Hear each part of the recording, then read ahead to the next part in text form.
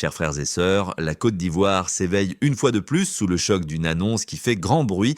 Blaise Lazme et Daï Nestor, deux figures influentes du PPA-CI, ont été interpellés sur ordre du régime d'Alassane Dramane Ouattara. Cette arrestation, inattendue mais calculée, provoque une onde de choc dans les rues, dans les quartiers, dans les esprits. La question brûle, jusqu'où ira ce régime dans sa volonté de faire taire ses opposants? Mais l'élément marquant de cette journée n'est pas seulement l'arrestation, c'est la réaction de l'ancien président Laurent Gbagbo. L'homme, malgré les années, reste la voix qui rassure et qui mobilise. Face à ces événements, Gbagbo n'a pas tremblé. Il s'est adressé directement à ses partisans avec des mots lourds de sens.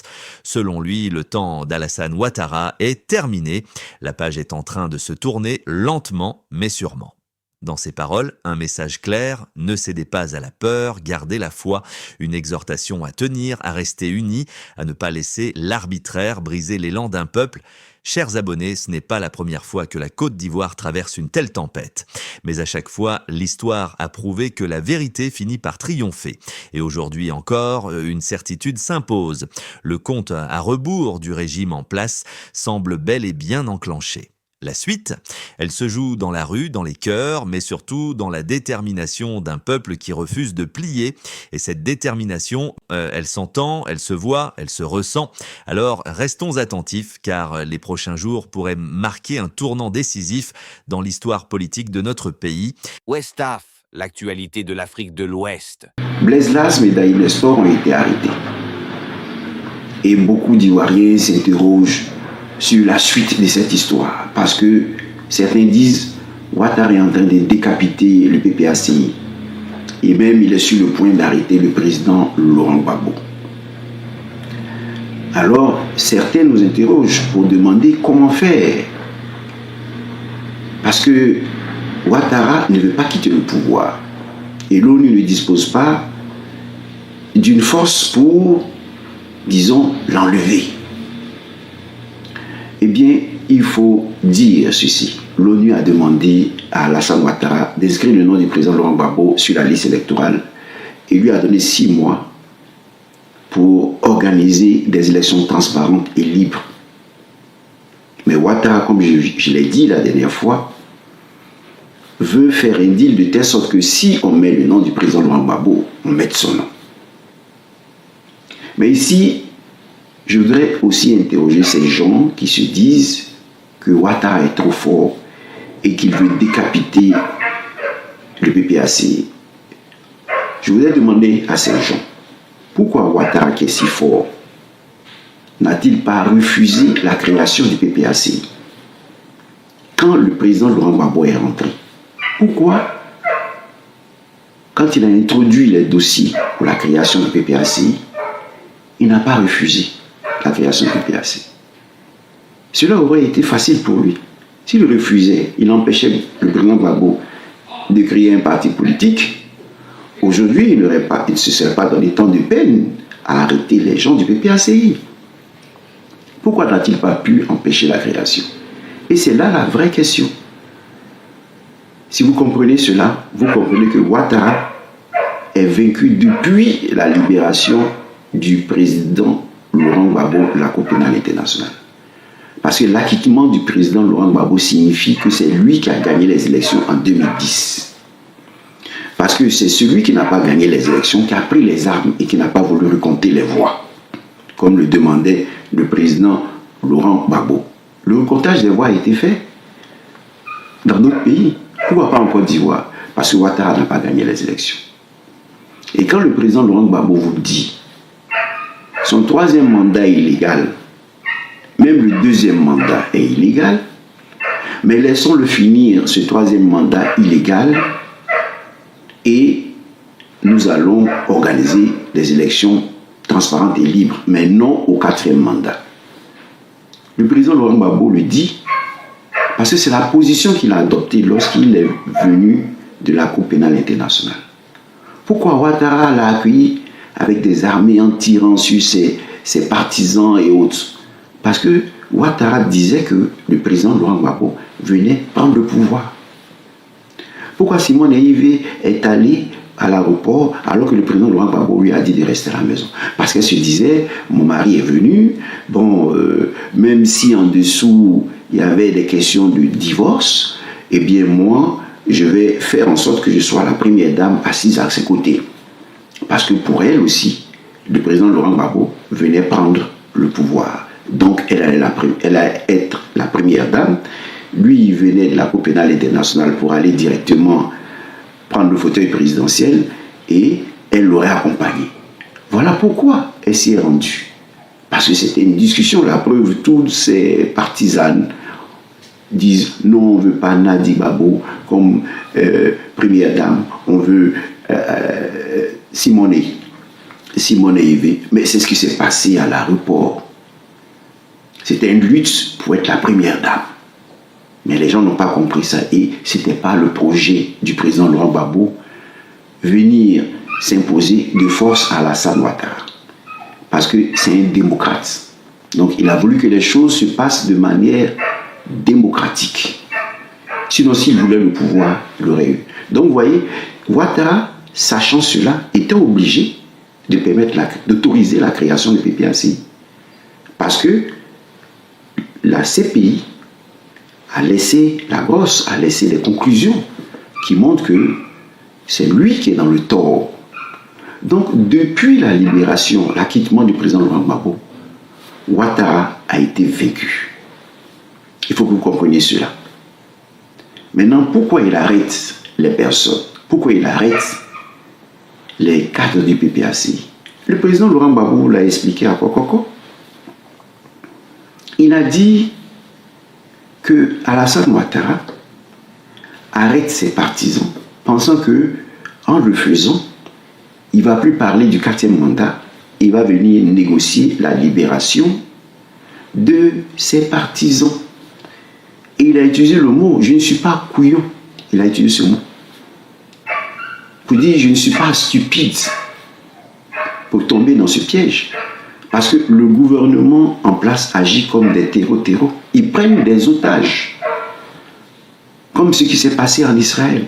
Ils prennent des otages. Parce qu'ils se disent, on prend des otages, on les provoque, on les met en prison, ils vont sortir, ils vont faire la guerre avec nous. Et nous, maintenant, on va dire, si vous continuez la guerre, nous, on élimine telle personne, on élimine l'île d'Aquassi, on élimine telle personne, on élimine telle personne. Voilà ce qu'ils veulent faire. Ils agissent comme des terreaux. Donc, le président Laurent Gbagbo, déjà, répond quand Brahma et ses amis arrêtent Blaise Lazme, arrêtent Daï Nestor, arrêtent Lida Kwasi, arrêtent Aboubakar. Il leur dit ça, ce n'est pas un problème, parce que le 4e mandat, je ne vais pas l'accepter. Et quand je ne vais pas l'accepter, dans peu de temps, Ouattara partira. Et quand il partira, mes partisans seront libres. Donc il dit, tenez bon. Tenez bon, parce que dans peu de temps, vous serez libres. Vous voyez? Donc le président Laurent Gbagbo a déjà répondu à ces arrestations. À Yopougon. Donc il a parlé déjà à Alassane Ouattara pour dire, tout ce que tu es en train de faire ne va pas m'amener à renoncer à ton 4e mandat. Ça ne va pas m'amener à dire, ok, faisons le deal que tu veux que l'ONU m'impose. Je mets ton nom et comme ça tu mets mon nom.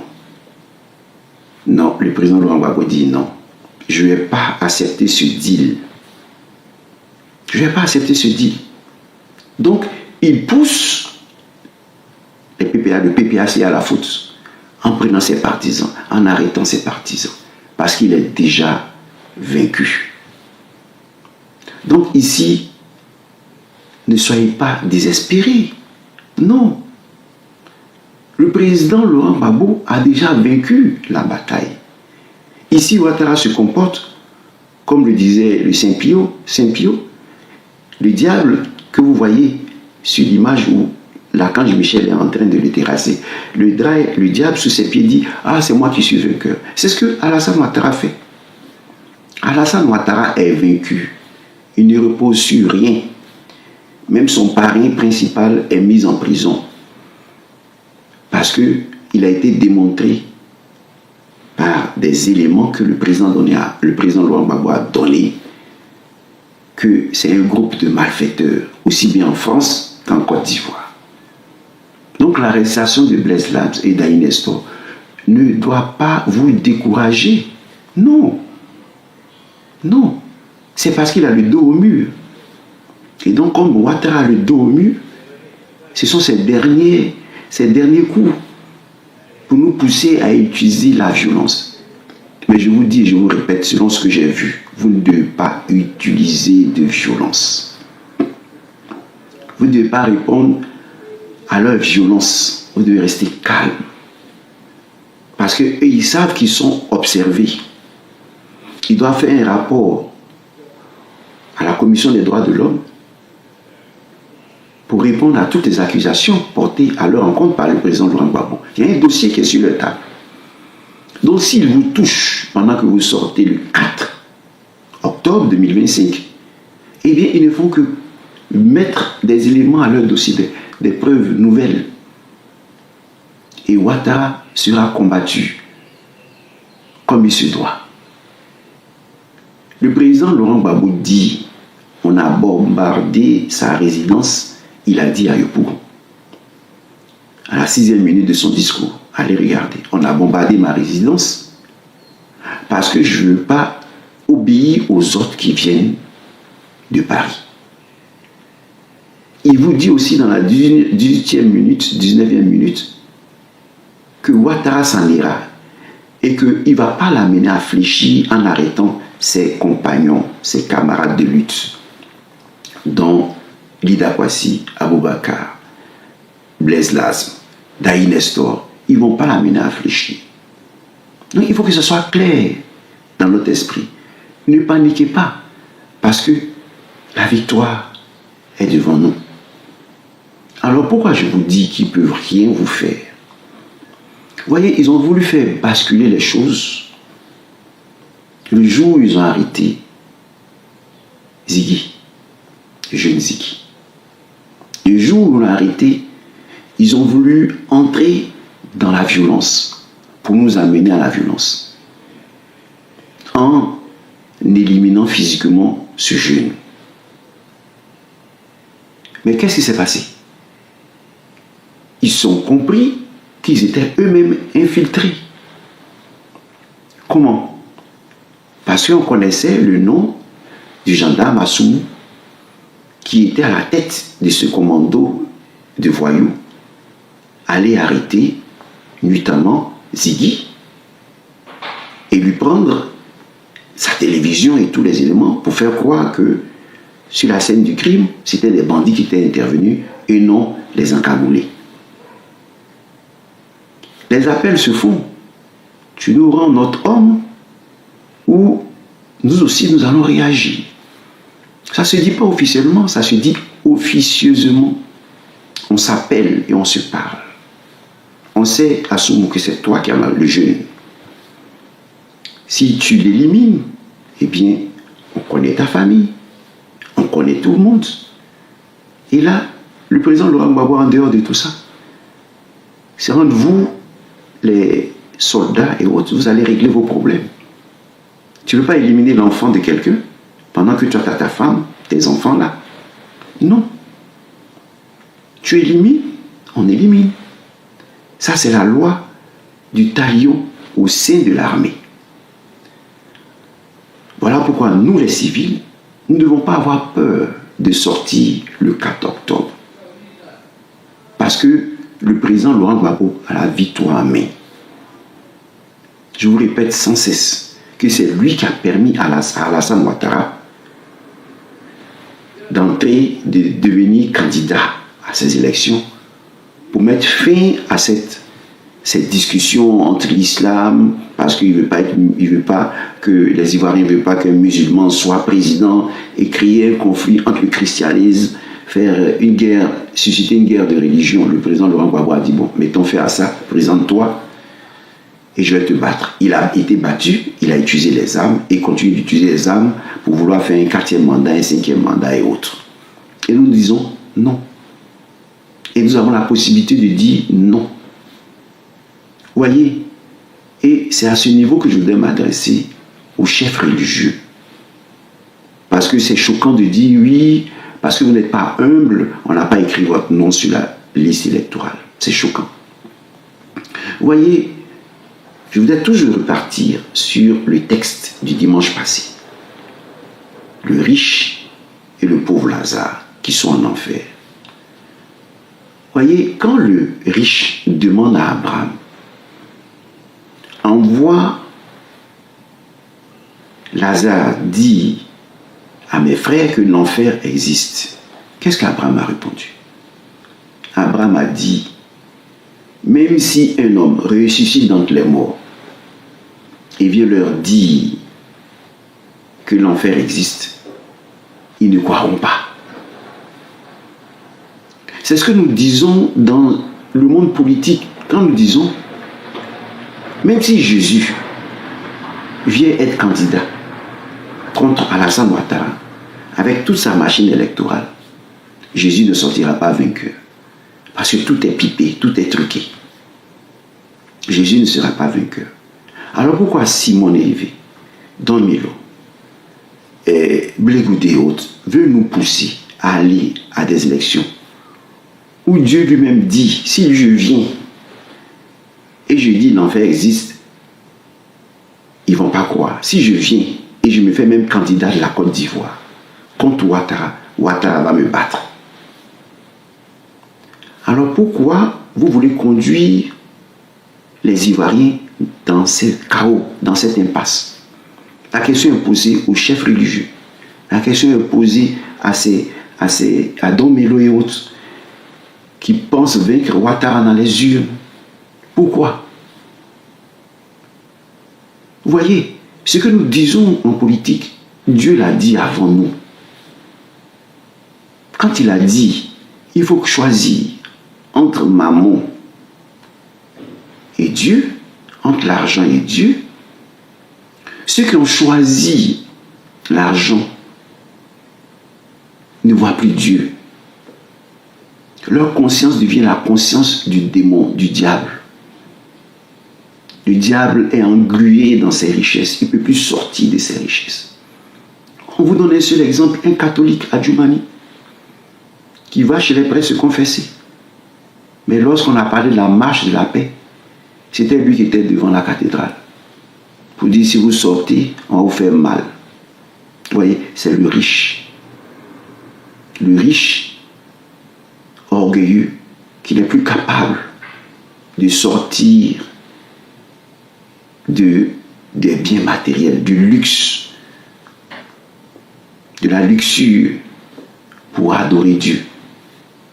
Voilà ce qui se passe. Il n'y a pas de détachement.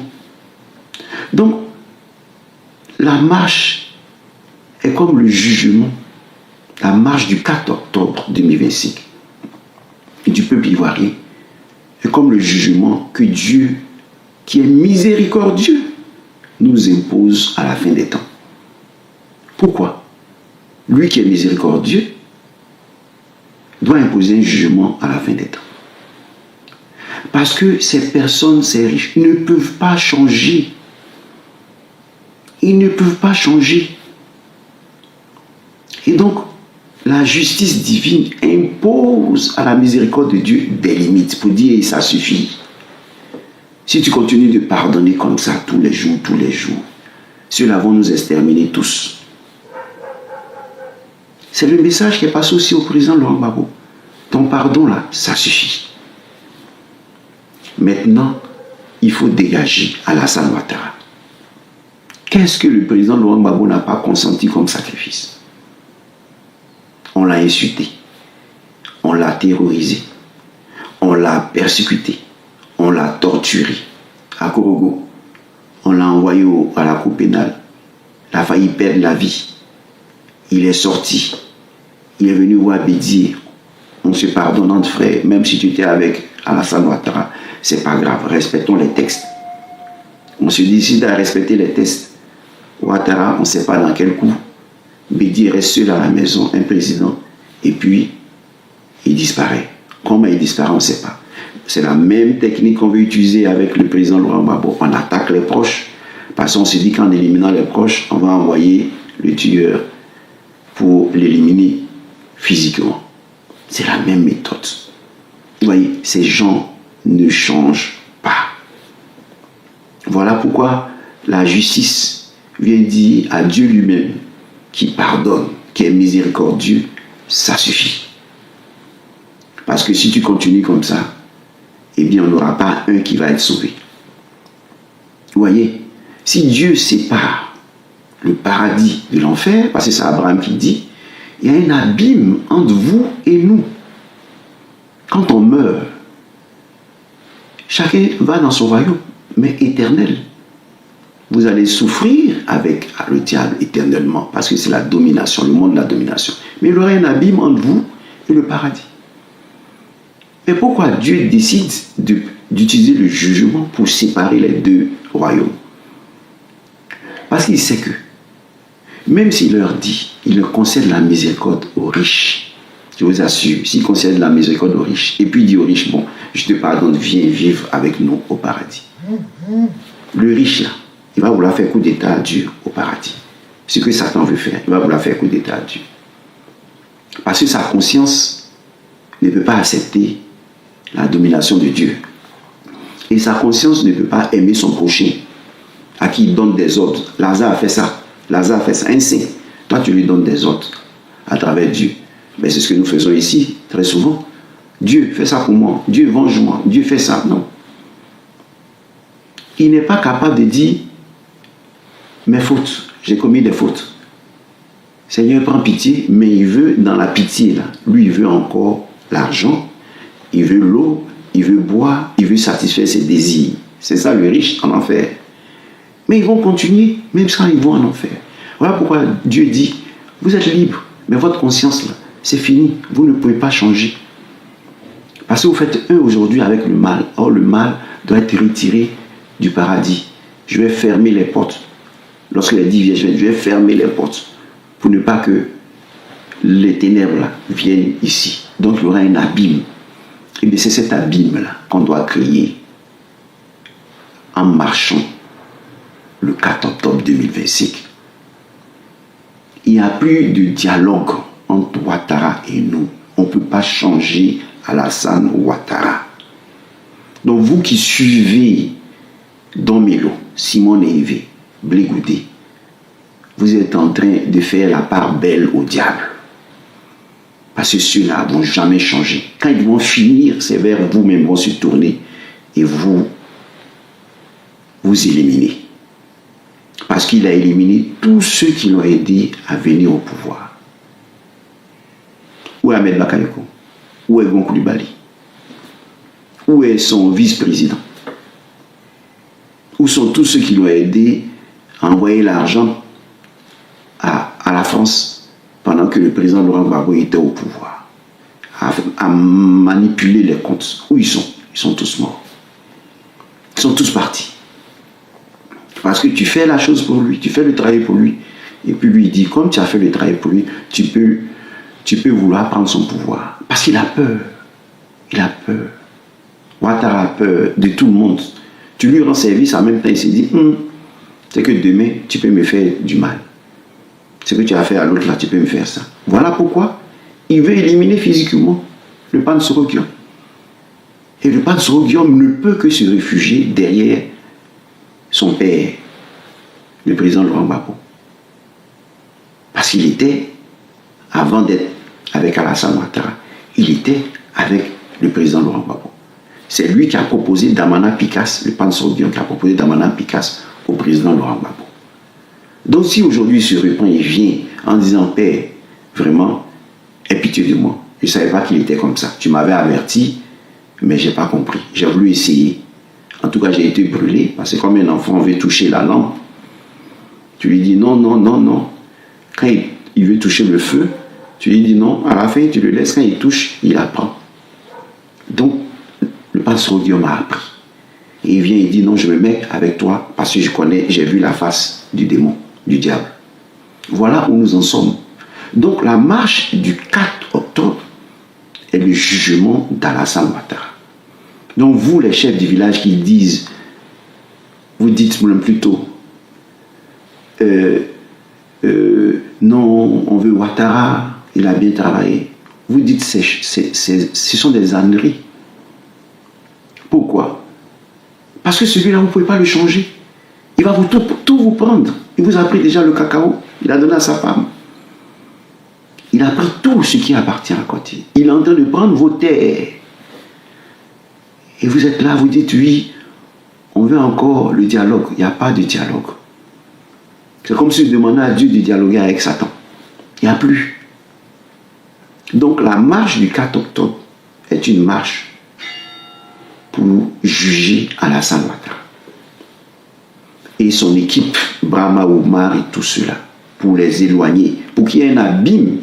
Ces arrestations ne sont pas un hasard, elles s'inscrivent dans une stratégie vieille de plusieurs années, étouffer l'opposition, museler les voix critiques et utiliser la justice comme une arme de peur, mais cette fois, le régime vise plus haut.